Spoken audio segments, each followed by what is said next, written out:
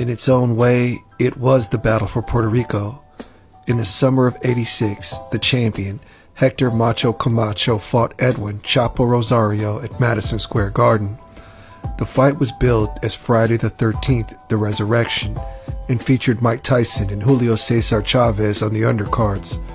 Some say this fight is what changed everything for Macho. An athletic phenom with killer instincts, Hector was fast and explosive, a stark contrast to the methodical and heavy-handed Rosario. It was a fairly even affair to start the fight, with Macho mixing it up with Chapo, and then the fifth round happened. That's when everything changed. Camacho was badly hurt when Rosario caught Camacho pulling back from a right hand and got caught with a left hook. Hector spent the rest of that round desperately trying to survive, which he did. Macho spent the next 5 rounds avoiding exchanges and fighting cautiously behind the jab. Macho looked back in control of the fight, but then he got caught with a huge left hook in the 11th round.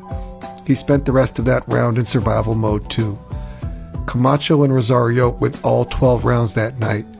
It was a split decision victory in favor of Hector Camacho. The crowd booed the result. Macho kept his belt, but was left with a deviated septum and hand problems from that point forward.